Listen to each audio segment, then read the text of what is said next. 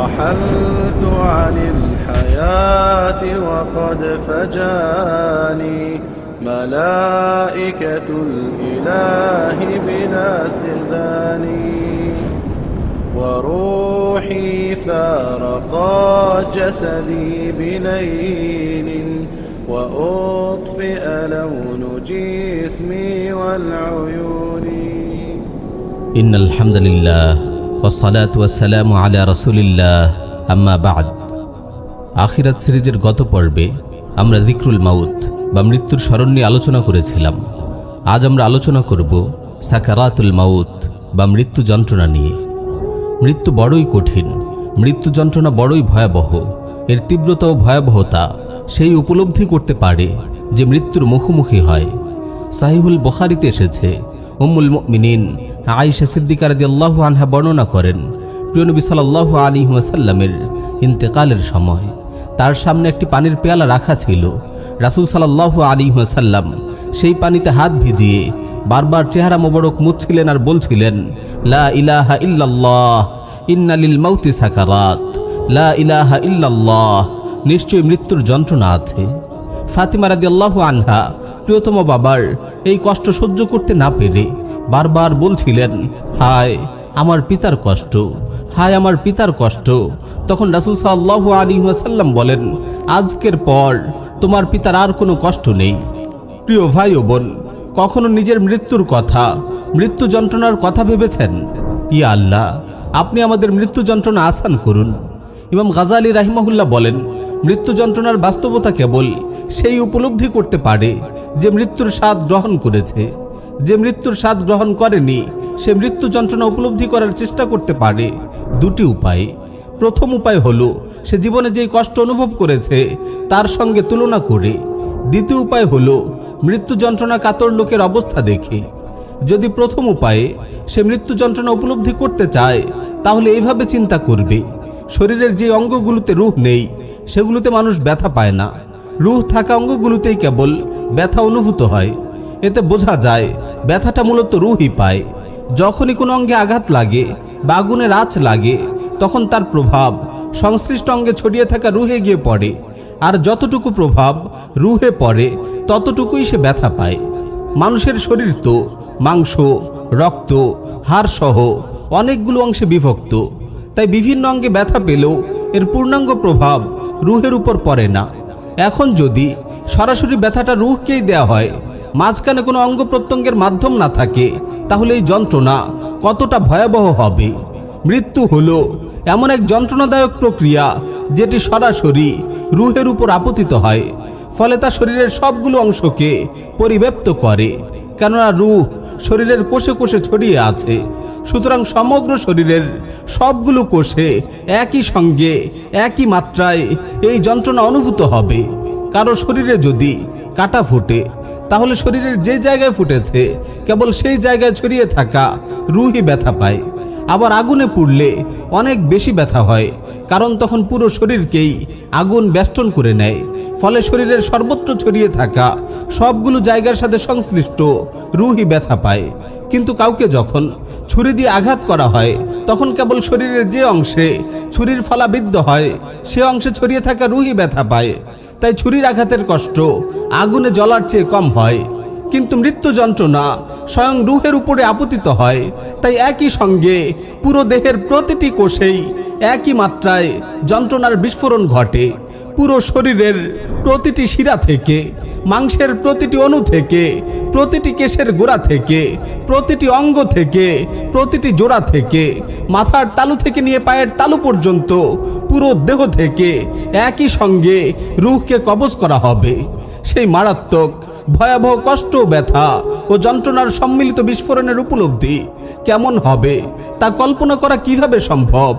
ছুরির ঘা খেয়ে মানুষ চিৎকার করে সাহায্য চায়, কারণ তার অন্তর জিহ্বায় তখন শক্তি থাকে।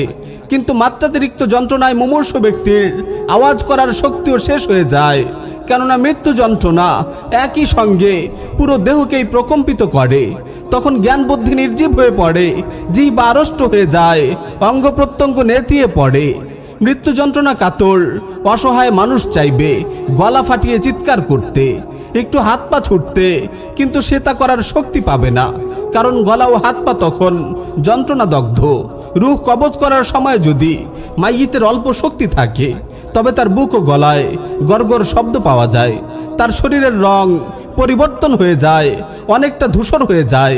কেমন যেন মনে হয় তার শরীরে মাটির আভাস ফুটে উঠেছে, যেটি দিয়ে তাকে তৈরি করা হয়েছে। তার দেহের ভেতরে বাইরে সর্বত্র একই সঙ্গে যন্ত্রণা শুরু হয় বলে সর্বত্র একই সঙ্গে ব্যথা অনুভূত হতে থাকে। এমনকি তার চোখের মণি দুটো কোটর ছেড়ে বেরিয়ে আসার উপক্রম করে, তার জিহ্বা ভিতরের দিকে সংকুচিত হয়ে পড়ে, তার কান দুটো উপরের দিকে উঠে যায়, আঙুলের ডগাগুলো সবুজ বর্ণ ধারণ করে। তারপর ধীরে ধীরে তার সবগুলো অঙ্গ নির্জীব হয়ে আসতে থাকে। প্রথমে তার পা জোড়া শীতল হয়ে যায়, তারপর পায়ের গোছাগুলো, তারপর রান, এভাবে ক্রমশ উপরের দিকে আসতে থাকে। প্রতিটি অঙ্গে অনুভূত হয় ক্রমাগত যন্ত্রণা। এভাবে এক সময় তা গলায় পৌঁছে যায়। এই সময় তার দৃষ্টি দুনিয়া ও দুনিয়াবাসী থেকে সরে যায়। এরপর তাওবার দরজা বন্ধ হয়ে যায়। চারদিক থেকে অনুতাপ ও আফসোস তাকে ঘিরে ধরে। ইয়া আল্লাহ, আপনি আমাদের মৃত্যুকে সহজ করে দিন। সাদ্দাদ বিন আউস রাহিমাহুল্লাহ বলেন, দুনিয়া ও আখিরাতে মৃত্যুই মুমিনের জন্য সবচেয়ে কঠিন। এটি করাত দিয়ে চিরার চেয়েও কঠিন, কাঁচি দিয়ে কাটার চেয়েও যন্ত্রণাদায়ক, ফুটন্ত ড্যাগে সিদ্ধ হওয়ার চেয়েও কষ্টকর। যদি মৃত কোনো মানুষকে জীবিত করা হতো আর সে যদি দুনিয়াবাসীকে মৃত্যু যন্ত্রণা কেমন তা জানিয়ে দিত, মানুষ কখনো জীবনে সুখ খুঁজে পেত না এবং ঘুমে স্বাদ অনুভব করত না। আমর বিন আস রাদিয়াল্লাহু আনহু বলতেন, আমি যদি জ্ঞানী বিচক্ষণ কোনো মরণাপন্ন লোককে পেতাম যে আমাকে বলতে পারত মৃত্যু যন্ত্রণা কেমন। আমর বিন আস রাদিয়াল্লাহু আনহু এর মৃত্যু যখন ঘনিয়ে এলো, তাকে বলা হলো, হে আবু আব্দুল্লাহ, আপনি আপনার জীবদ্দশায় বলতেন, আমি যদি জ্ঞানী ও বিচক্ষণ কোনো মুমূর্ষ লোকের দেখা পেতাম যে আমাকে মৃত্যু যন্ত্রণা সম্পর্কে বলতে পারে। এখন আপনি নিজেই সেই জ্ঞানী ও বিচক্ষণ লোক যার সামনে মৃত্যু এসে দাঁড়িয়েছে। আপনি আমাদের বলুন মৃত্যু কেমন। তিনি বললেন, আমার মনে হচ্ছে সবগুলো আসমান জমিনের সঙ্গে লেপ্টে গেছে, আর আসমান ও জমিনের মাঝখানে আমি পিষ্ট হচ্ছি। আমার নিঃশ্বাস যেন বের হচ্ছে সুয়ের ছিদ্র দিয়ে, আর মাথার খুলি থেকে পায়ের তালু পর্যন্ত যেন কাঁটাদার বৃক্ষ শাখা দিয়ে জর্জরিত করা হচ্ছে। ইয়া আল্লাহ, আপনি আমাদের মৃত্যু যন্ত্রণা সহজ করে দিন। হযরত ওমর রাদিয়াল্লাহু আনহু কাবে আহবার থেকে জিজ্ঞেস করেন, আমাকে মৃত্যু সম্পর্কে বলো। তিনি বললেন, অবশ্যই বলবো হে আমিরুল মুমিনিন। মৃত্যু যেন কারো পেটে অগণিত কাঁটাযুক্ত একটি গাছের ডাল, যার প্রতিটি কাঁটা এক একটি শিরায় বিদ্ধ হয়ে আছে, আর একজন শক্তিশালী লোক সেই ডালটিকে সজোরে টেনে বের করছে। ফলে যা বের হওয়ার তা বের হয়ে যাচ্ছে এবং যা থাকার তা থেকে যাচ্ছে। ইন্না লিল্লাহি ওয়া ইন্না ইলাইহি রাজিউন। ইয়া আল্লাহ, আপনি এই কঠিন মৃত্যু যন্ত্রণা থেকে আমাদের হেফাজত করুন। প্রিয় ভাই ও বোন, আলিমগণ বিভিন্ন উদাহরণ টেনে বোঝানোর চেষ্টা করেছেন মৃত্যু যন্ত্রণা কতটা ভয়াবহ। আসলে মৃত্যু যন্ত্রণা কতটা কঠিন, কতটা কষ্টের, তা কেবল সেই উপলব্ধি করতে পারে যে মৃত্যুর মুখোমুখি হয়েছে। আমাদের উচিত বেশি বেশি আল্লাহর দরবারে দোয়া করা, আল্লাহ যেন আমাদের মৃত্যু যন্ত্রণা আসান করে দেন। সাইয়্যিদুনা আলী রাদিয়াল্লাহু আনহু লোকদের জিহাদের জন্য উদ্বুদ্ধ করতেন। তিনি বলতেন, যদি তোমরা আল্লাহর রাস্তায় নিহত না হও, তবুও তোমরা একদিন মরবে। আল্লাহর কসম, হাজারো তরবারির সম্মিলিত আঘাত বিছানায় মৃত্যুর চেয়ে অনেক সহজ। প্রিয় ভাই ও বোন, সবচেয়ে সহজ মৃত্যু হলো জিহাদের ময়দানে। শহীদগণ আল্লাহর রাস্তায় নিহত হওয়ার ব্যথা ততটুকুই অনুভব করে যতটুকু কেউ অনুভব করে চিমটি কাটলে। রাসূল সাল্লাল্লাহু আলাইহি ওয়াসাল্লাম বলেন, মা ইয়াজিদু শাহীদু মিন মাসতিল কাতলি ইল্লা কামা ইয়াজিদু আহাদুকুম মিন মাসতিল কারসা। তোমাদের কাউকে চিমটি কাটলে সে যতটুকু কষ্ট অনুভব করে, শহীদ মৃত্যুর কষ্ট কেবল ততটুকুই অনুভব করে। সুবহানাল্লাহ, সুবহানাল্লাহ। আল্লাহ রাব্বুল আলামিন শাহাদাতের মৃত্যুকে এত সহজ ও সৌভাগ্যময় করেছেন।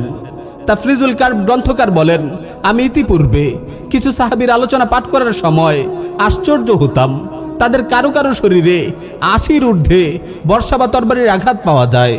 আমরা তো সামান্য সুয়ের খোঁচাতেই কাতর হয়ে পড়ি। কিভাবে তারা এমন প্রচণ্ড যন্ত্রণা সহ্য করেন? এই হাদিসটি পড়ার পর আমার বিস্ময় দূর হয়। সুমহান সেই সত্তা যিনি ইব্রাহিম আলাইহিস সালামের জন্য আগুনকে শীতল ও নিরাপদ করে দিয়েছিলেন। পরিশেষে আল্লাহ রাব্বুল আলামিনের কাছে করজোড়ে মিনতি করছি, তিনি যেন দিন কায়েমের জিহাদে শরীক হওয়ার তৌফিক দেন এবং আমাদেরকে শাহাদাতের সৌভাগ্যময় মৃত্যু দান করেন।